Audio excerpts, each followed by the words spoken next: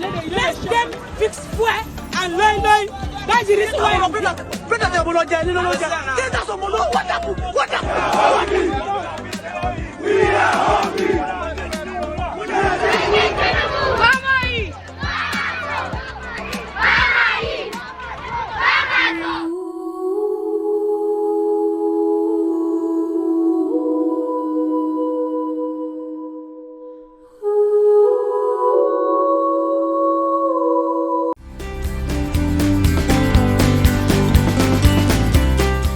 I get you. Omoyele Sowore is very much on the line now. Comrade, good morning. How are you?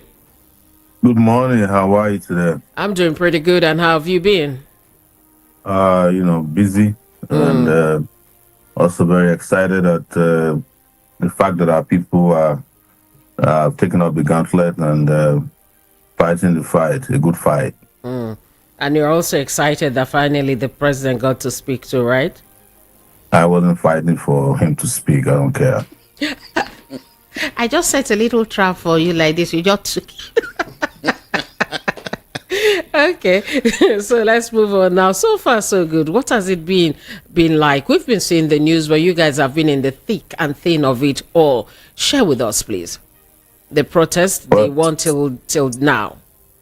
Yes, it's been today's day 5, and our people are back on the streets in Lagos, in Port Harcourt, Akure, Abuja. Abuja has been very brutal crackdown, and also people are back on the streets in Kano, Kaduna, and we expect them to be on the streets in Osogbo, Osun State.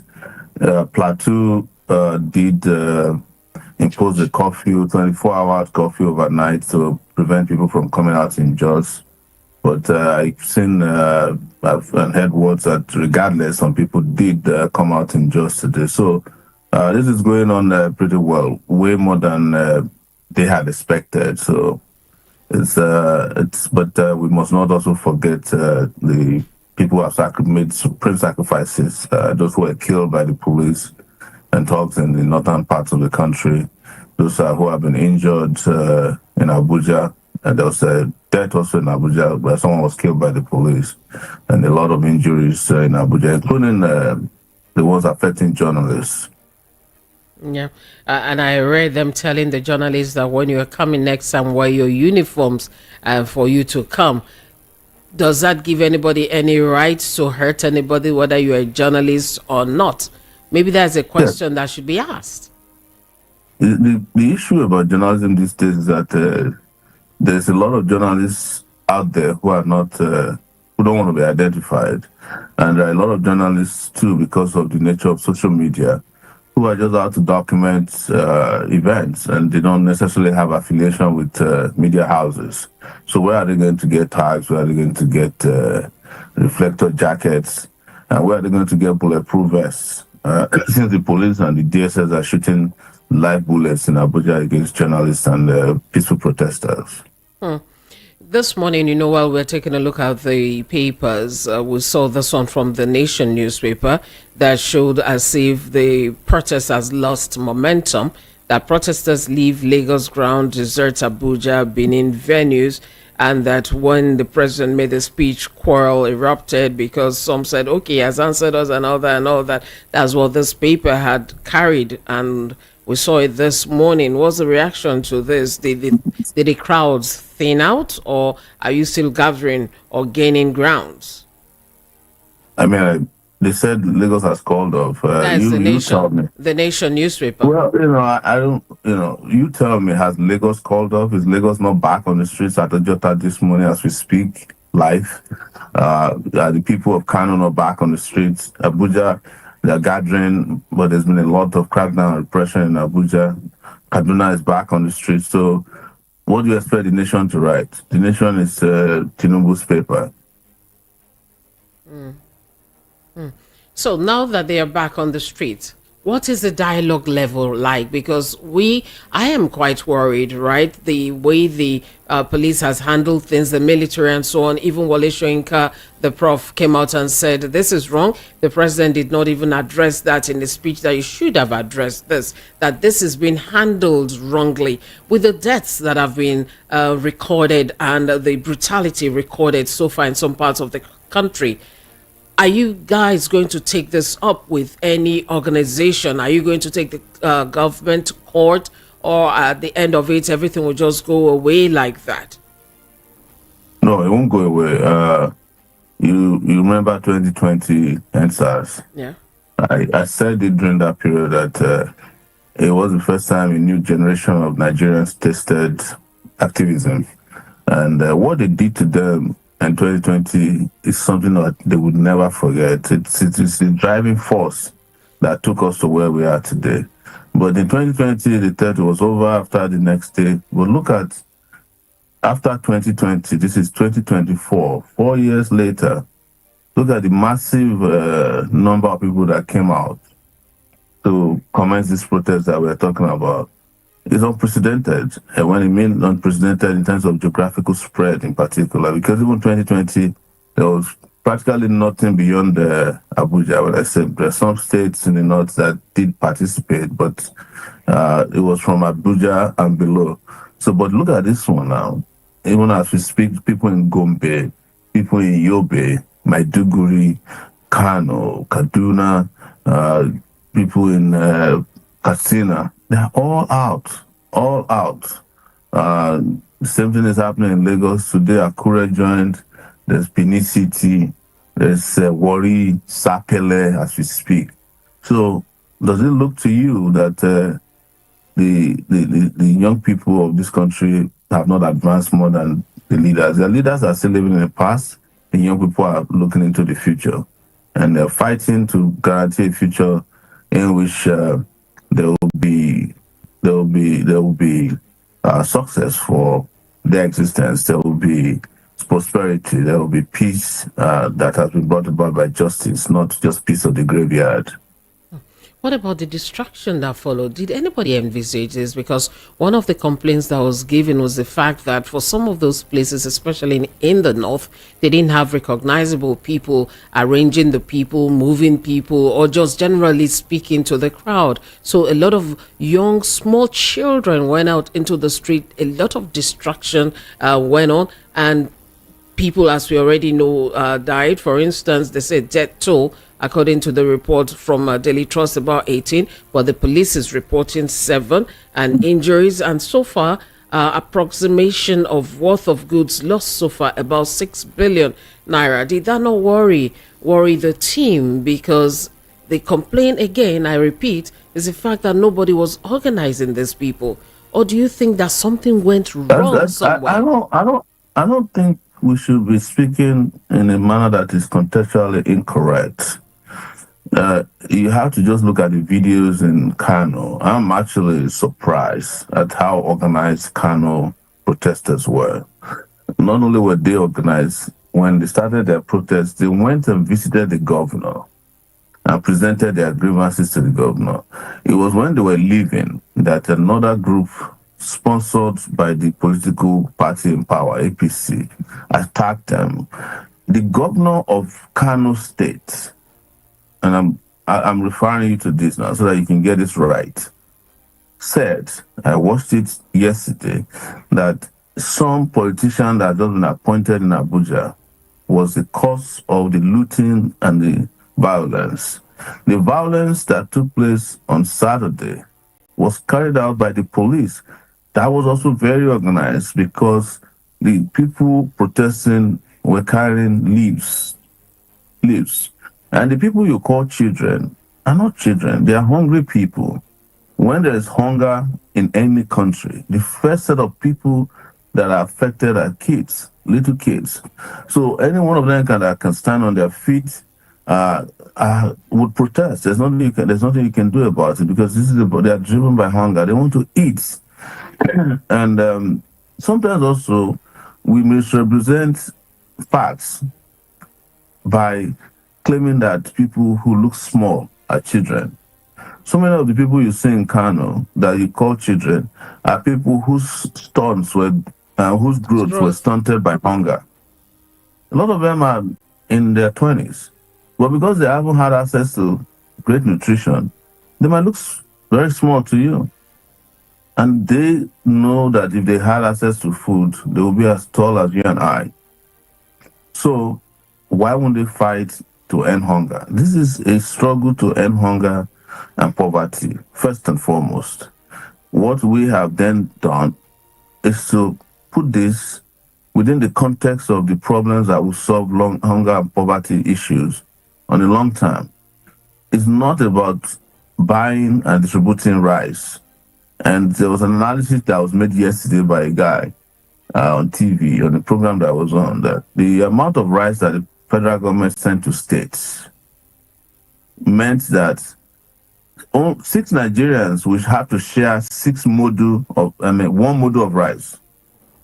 6 Nigerians will have to sit down and share one module of rice.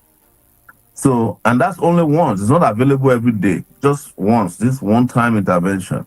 How long can it last for 6 grown Nigerians to share one module of rice? That is what the federal government intervention meant. So, Kano was organized, I want to make it very clear, very well organized, and they still continue to be well organized.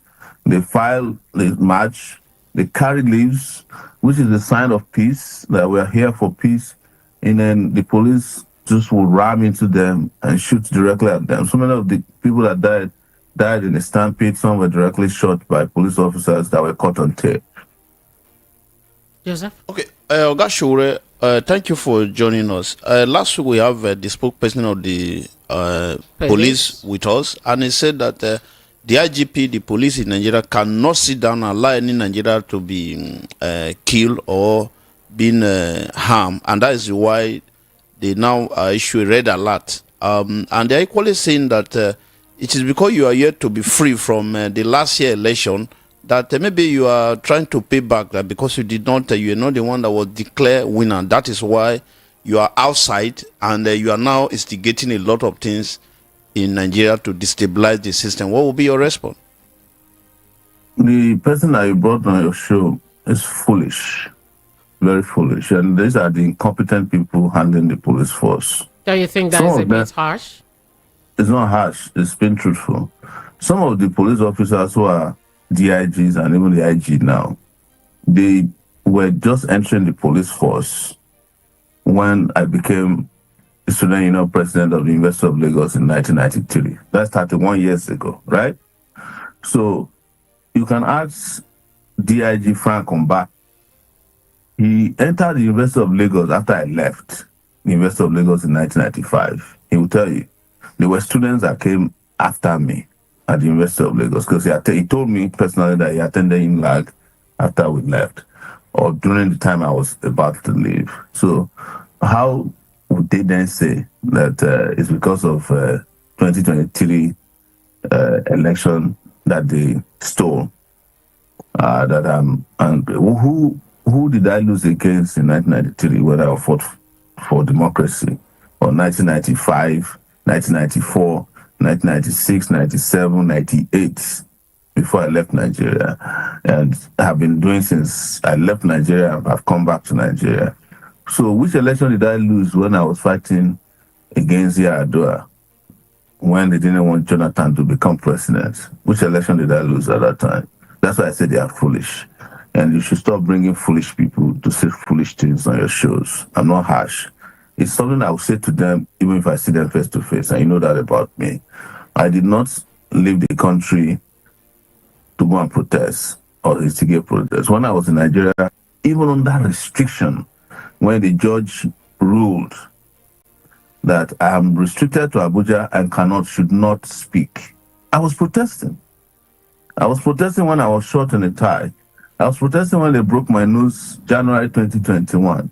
I was protesting when I visited Nigeria for a trial on May 2nd, 2024, for a journalist that was put in detention because he wrote a story against one Orelope woman who is one of Tinubu's cronies former DG of SDG, a special assistant, senior assistant on SDG, who stole money, and Daniel Ojuko of FIJ wrote a story. They put him in detention for 10 days. I went and protested. So these guys have no clue who I am.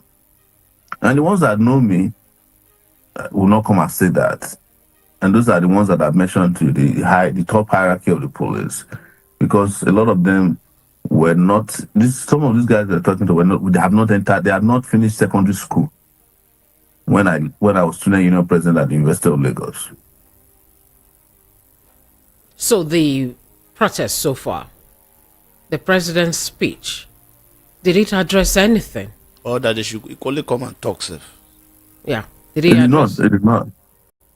Everybody in the country, including people who were sympathetic to the president and his party, said he said loads of crap in that speech. That is, he said nothing. Much ado about nothing is what it is called. So nobody has said he said anything tangible. What he did, I don't know whether it was tactical, was to reenact the election campaigns. Or maybe he forgot that the elections are over and he's still campaigning. So what were we expecting? I know a lot of people waited for that to hear something. If that speech had been given by you, what would you have said as a response to what had been put on the table as demands? If I tell you what I'll say if I was president, they will steal the idea. So I'm not the advisor. What were you expecting him to say? Into office. What were you the ones who bring themselves into office, they should deal with it. Deal with the consequences of what they invited upon themselves, which is that they are capable and ready to rule Nigeria. Now they have it, let them deal with it. But is he inviting him to now? Is he inviting you? They know that I cannot fall for such traps. Dialogue that they are talking about is the type they have with labor leaders. The revolving door of Aso Rock. You go inside, you come out today. Go inside, you come out today. There's nothing achieved. Then the public start to look at you as one of them. They want me to be on the doorsteps of Aso Rock Villa, telling Nigerian people that what I've spoken to the president and what he told me is reasonable. And then people will be wondering how much I have been given to say that. So the issues that are raised, the demands are very no. The issue of petroleum subsidy removal, does it require any dialogue? No. The issue of poverty, it doesn't require any dialogue. The issue of corruption, you just have to tell your people who are stealing at the NNPC, to stop stealing. I don't know them. They are the ones who know them. The ones who are stealing subsidy money, you know them. Does it require dialogue? No. Those things don't require dialogue. A lot of the demands we made do not require any physical meeting. Are you getting my point? But they want to create another set of team or dialogue team, quote and unquote, that will be entering Aso Rock and coming out. They'll camp them out in a hotel. They'll be taking care of them, bribing if for those who might accept bribe. And then after a while, even the team that you sent to dialogue will start fighting themselves. And Nigerians will be saying, see, they're not ready. They are very vast in these tactics. And those of us who know them very well will not fall for such things easily. So, and that's why you see they have engaged in other tactics, like they will issue statements that they will put our signature and say that we have called off our strike or protest. They will try to blackmail you every day. So, you're this, like the one you just said, that I ran out of the country before because I lost the election, as if there was an election in 2023. Is it not when there's an election that you can lose election? It's just like somebody saying to you to come and play soccer, football, or this Olympics that is going on in Paris. They ask you to come there. You get to the Olympics and you are waiting to run, or you are waiting to do long jump or discus or shot put or swim. And the officials came and told you that they have already decorated the winners when there was no competition. Would you call that an Olympics? Yes. That's what INEC did in 2023 and what I've been doing for a long time. So what is there to, even before the election, I told Nigerians that this guy's very planning an election. I told Nigerians, I went everywhere. I even went to meetings with INEC. And it is part of the reason why anybody who wants to go for dialogue should be very careful. One of my experiences during the 2023 election was that when you go to INEC, the INEC chairman will hold meetings with leaders of political parties. And when we go into the meeting and the media leaves, most of those leaders of political parties who you see on TV, talking heads, say, we want free and fair election, this and that, they will be praising the INEC chairman. I'm talking without exception. We are the only ones who go into those meetings and say to them, what was good? It turns out that some of the party leaders are themselves INEC contractors. So anytime you are going into any dialogue with anybody at the highest office in Nigeria, or any level for that matter, just take that into consideration that this majority of the people you are seeing outside who are talking heads, who will be spitting fire on TV or on radio, when they get to meet these people, they will be prostrating for them. You will be shocked that are they not the same people that we saw on TV? It also happened when we went for presidential peace committee meeting and in Abuja. The last one in particular shocked me because I was sitting next to Tinubu, and you saw where he was dragging my program. I left the program for him because I knew the game he was playing. I wanted to put up an appearance that I know him or I'm friends with him, and the photographers were standing by. So, but when the event was over, I stood up and left. He was looking at me like wondering why I left. I turned back. It's 2 seconds later. All his opponents were lining up. The people who said he's a drug dealer, he's a thief, and I'll mention this, Peter Obi, Dana, all of them had lined up in front of him. Yes, sir. Dati, the vice president of Peter Obi, was almost kneeling down. Yes, sir, leader, sir. I was like shocked. And these are the people on TV who say Tinubu is a drug dealer, he's a thief. He doesn't know where he came from. When they saw him in person, they were all prostrating all around him. I was like, I look back and I'm not making this up. The photographs are out there. Yeah, so I said this to tell you that a lot of people that you see in Nigeria who tell you they want a better Nigeria are only waiting for when it will be better for them. They don't care about a better Nigeria. Let me take because a lot of them know that if Nigeria gets better, they won't get the kind of respect and accolade they get. They won't have the kind of illegal wealth they have. Okay, because the real people of Nigeria will be able to flourish. The people who have brain, intellect, and capacity will be able to flourish. Right now, Nigeria has reached a level where every criminal that you have heard about when you were growing up has become a governor, House of Rep member, State Assembly member, senator, and now the president. Every criminal that you heard about, the drug dealers, kidnappers, armed robbers, everybody that we used to hate. Maybe because 419 people. We allow them. The one in Imo was the driver to Ibekwe, who was the kingpin of 419, who is late now. He has become governor. So that is the challenge. That is the enormity of the problem that Nigerians are facing, that they must understand cannot be solved by being docile or complacent. We have to put up a good fight so that good people can reign supreme in that country. Even if you don't want to be in politics, at least good people deserve a breathing space. Okay. Good people, I agree with you. Good people deserve some breathing space. Right now, two things are happening to good people. They're either living or dying. They're either living, that is Jack Barron, or dying. Yes, or dying. But guess what? The ones that are living, let them know that the white people of Europe, you saw that happening in London, are starting to attack black populations of immigrants. We don't know what will happen by 2025. Maybe they'll start killing all the people who have done Japa, because far right wing crazy people, the redheads, are on the rise in Europe. What used to happen during the period of Hitler. So we better make Nigeria better so that if you have to jackpot, you have a place to come back to.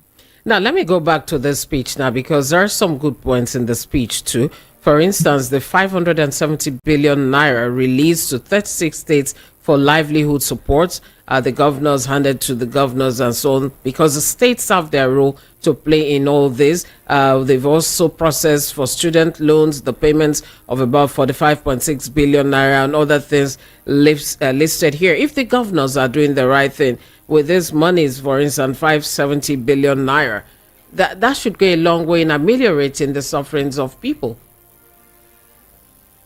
Do you want to hear a secret now? Tell me. 570 billion naira that was released to governors was to bribe the governors to ensure there are no protests in their states. What are the evidences you have? Is that just speculative, or it's not, and you can it's not prove it if they call us? Bring the facts. No, tell them to call me. Okay. What did I do 3 days ago on Saturday night? What did you hear I did? I don't remember. I got a copy of the speech Tinubu was going to deliver on Sunday morning and released it 8 hours before he read the speech. And the speech was accurate word for word. Why am I telling you? I'm not telling you to brag. I'm just saying that when I tell you something, maybe you should believe me sometimes, or most times.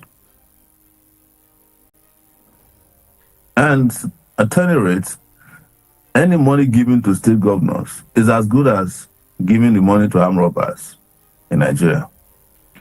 Right now, state governors are collecting allocations that are bigger than what they used to collect. The moment that allocation arrives, they change it to dollar and it's leaving Nigeria that night. They are the cause of this. They are part and parcel of the cause of this widespread poverty. I agree. So how can you then turn around and give the same state governors 570 billion?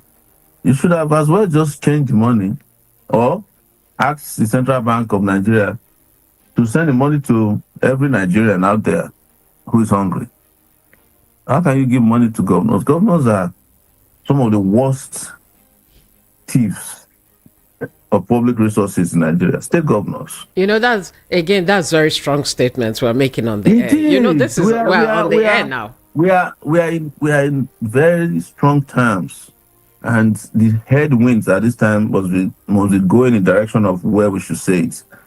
When I was in Nigeria, I said these things and TV stations, radio said, no, I'm not sure, that's your opinion.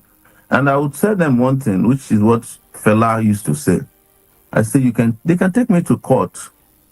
Okay, so that's your opinion. If they feel libeled, all the governors are at liberty to take me to court. I will open book for them. And I will be proven right. But they will never go to court. That's why they always connive with police to charge you for cybercrime, because they know that they can't prove anything in a civil trial. So, didn't the federal government take me to court in 2019, claiming that they saw me somewhere in Dubai collecting $100 million to come and destabilize Nigeria? When we got to court, and the judge found out I've never been to Dubai before, they withdrew the charges. But they still played through the judiciary for 5 years and went and shamefully withdrew their charges in March of 2024. There was no time I spoke and didn't speak truth to the Nigerian people. I cannot blame myself if I stay ahead of others. I usually think that my crime as a Nigerian is that I'm way ahead of my time. Because so many of these things that are happening now are things we were fighting against when I was at the university as a student in my 20s. So many of these things are predictable, and I had predicted them that it will happen. It is not prophecy. It's not a church thing. I don't have any special gifts. But it's just common sense to understand that if you are not constructing roads, if you're a member of your family could die in an accident. It's common sense to know that if you don't build schools, you are creating children that are going to be nuisance in the future. It's common sense to know that if you don't build hospitals, you're likely to die even before you get to a foreign hospital. So everything we're talking about affects both the Nigerian people, the common people, and even the rich. Was it not last week or so that even Dangote, the richest man on the continent of Africa, became an activist crying on TV every night that they are taking away his refinery, even though the refinery belongs to Nigerian people, because it was Nigeria's money they used in building the refinery through, their serious money laundering strategies that we all know. Nigerian money. They said NNPC didn't even finish paying her part. NNPC is supposed to be representing Nigeria's part. Why would NNPC go and invest even 500 naira in a refinery that is being built from scratch when it has four refineries that needed to be fixed with $1.5 billion? Which country does that? And they sit down there and say, oh, they didn't even finish paying us for their... Are we supposed to be investing in a private refinery when our own public refineries are not working? It's just... Sometimes I'm numbed by the kind of public reasoning that governs our thought processes. It shocks me when you hear certain things from people. I've even seen people publicizing again that, oh, Dangote has crashed fuel price, so diesel price, so just like they have been saying that he has crashed cement price since he started his cement companies. And don't forget that one of the cement companies they own used to be owned by Nigeria, Boko, Benue State. Okay, Joseph. Yeah, Sowore, are you not trying to be, how do I put it, careful of if you visit Nigeria now, policing agency may say that they have a lot of information that you actually cause a lot of crisis that leads to some deaths in Nigeria, that they need to chat with you either in court or charge you one thing or the other. Are you not concerned that anytime you are visiting Nigeria that they will ask you to come and visit them too, having spent some time with them in Abuja? Oh man, I'll be happy to rejoin them. I'll be happy to be with them again, to have those conversations. It's one of the things I love about being arrested. After all the gara, after all the violence, the beatings that we receive, which is unfortunate because we're not supposed to be treated like animals in our country. When I sit down with them for what they call interrogation, it's an education process. I lectured them, and some of them, there was, when I was arrested by the DSS, and they brought some young guys, about 5 of them, 4 of them to interrogate me. When we got an hour into the interrogation, one of them left and never came back. I saw him one other day. I said, why did you run away? He said he can't take it anymore. He didn't know that everything that they asked him to ask me were concocted by their guys. He didn't know that I was arrested by the DSS when I was doing NYC in 1995. He was born, I'm telling you now, this guy told me he was born in 1996. So, yes. So when I was lecturing them inside the room there, all of them were catching cold. So I'm not afraid. I'm not worried. I've said it before. I said in 2019, I'm not worried about death. And you can't threaten me with death because I'm not afraid of death. You know this very well, Shaw, that nobody who I went to university with thought I would live beyond 30 years old. Because there was so much gang up against me, even in the university. All the courts, the police, all of them were working in the military to kill me at the University of Lagos in 1994. There are some people I met in Nigeria in 2018 who were University of Lagos students who swore that they didn't know that I'm still alive because of what I went through. So I expect them to have even drawn up the charges already.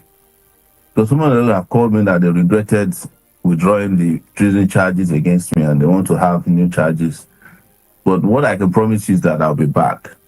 And I'll be back to face them and face any charges that might come my way. Okay. Because this is our country.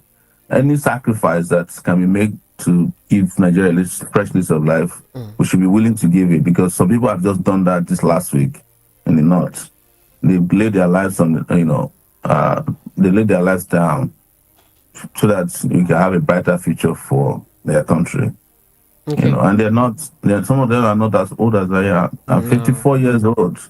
The life expectancy of a Nigerian is supposed to be 49. I've overdone my own by 5 years. All right, let's quickly take 2 or so calls because time is quite fast today. We'll take your calls back to back. You please make it brief, 30 seconds, and then Sowore will tell us the next round for the protest or of the protest. Hello, how are you? Hello? You're on. I've taken your call. Could you check your connection if it's okay? Hello, how are you? How are you? Yeah. Tell us your name and you have 30 seconds. Go ahead, please. This is Kelechi from Oshodi. It is a bit low. Kelechi from Oshodi, go ahead. Yes, I greet Sowore.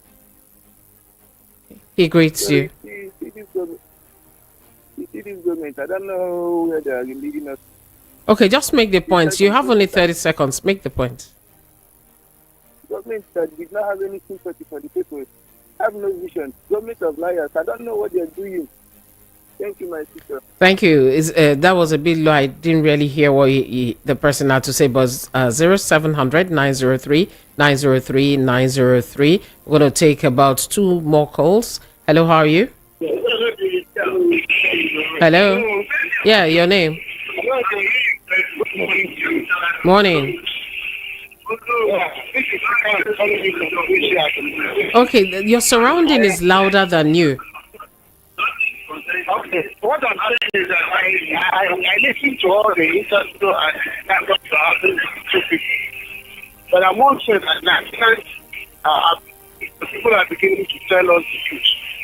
Like I said in the other time, that my happiness and my greatest happiness is that Nigerians are beginning to be more aware of, they are more conscious of the environment. They are not demanding for what they are right. And it's very, very important. Let it continue like this. Okay. If we can continue to sanitize Nigeria, continue to speak to Nigeria, I think by 2027, we get some certain thing right. All right, thank you. So much. Thank you so much, Ikan. Ikan just said that he's happy that Nigerians are becoming more aware, that we should keep, keeping them abreast with the things. People should know the truth more, and by so doing, by 2027, it will be totally different. Hello, how are you? Hello, Yeah, hi, your name? I'm also calling from Ako. All right, cool. 30 seconds. Okay, I want to greet Sowore first. Please, I still want to beg him. You still want to beg him what? Speed up Say that again? protest here in Lagos. If he can speed up the protest here in Lagos, Okay. so that we can achieve our aim. All right, thank you. Okay. He's saying he's wondering if they can speed up the protest here in Lagos so that the aims can be achieved, speed up the protest. That brings us to the question, what is the next phase and where are we going to next with this? Well, we are still in the throes of the 10-day protest, and this day 5 of that 10-day stretch. So the whole of this week will continue, and we expect, I like when people say, continue, speed up, but sometimes I worry that they themselves are not participating. If we can have all our people come out at once, we can solve this problem all at once as well. When we were talking to you last time, I remember being on this show. Nobody thought that there would be a protest. Going by the amount of propaganda, the threats against protesters, organizers, what the police was saying. Nobody thought we would have a protest, let alone where we are now. So let more Nigerians come on wherever you are, from hiding under your bed. This is also about you. And we can speed up the process as more people come out. But I should once again thank our people who are out there, Nigerians across the country in large numbers, all the organizers, people who are now also supporting them in one way or the other. We appreciate you, and we must continue to appreciate you for what you're doing for your country. Sometimes it could be hard. And it could be very inconvenient to do what we have been doing, that I have done for most of my adult life. It's difficult. It's difficult to wake up. Sometimes, those of us who live in better parts of the world, it's difficult to wake up and think about Nigeria. Those of us who have tasted the different sides. But the way I live my life is that if I find myself in a better part of the world, I accept it one day at a time. And if I find myself next day in prison or detention, I accept it. I don't give up. So that we also want to let people know that today is the 5th anniversary of Revolution Now. As one of your speakers said there, it is because we started Revolution Now that the awareness that we have now has grown. One thing I want to say that is also very important is that this protest that you're seeing now that is spreading everywhere is also developing the new set of leaders in the country, young people who have conscience, who have courage, who are bold, and who are able to articulate the needs of their own society. That's what some of what these protest movements that we have created at the Take It Back level has become. And one of the things I want to reveal to you is that this movement that has taken over Nigeria now started surreptitiously in 2016. That's where a bulk of these young people and I met when I visited Nigeria, including people like Nibehe, Shegun Olo, Shegun Femi Adeyeye, Juwon, and Michael, all these young people from Kaduna, Gombe. These are people that are all part of the movement. Some of them we met during the election. So apart from the fact that there's a Take It Back movement that kicked off around that time, we then went ahead and set up our own political party known as the African Action Congress. So, but we're not just a regular political party who waits for election cycles to either win or lose. No. Okay. We are carrying the historical duty of taking Nigerian people to the land of freedom, the land of milk and honey, where everybody will benefit from their own God-given wealth. I say God-given as an expression of how our people can understand it. Okay. We have to wrap up now. Thank you so much, Sowore. And I'm looking forward to another session of updates and hoping that all the violence we experienced before, that tripped off, will not happen again. Hoping that the uniformed people will deal civilly with the people the way they ought to deal with them and not brutalize anybody. Thank you so much for your time today. Thank you. Have a good day. Bye-bye. Nigeria, they use computer. The leaders of Nigeria, they use radio where they turn the knob.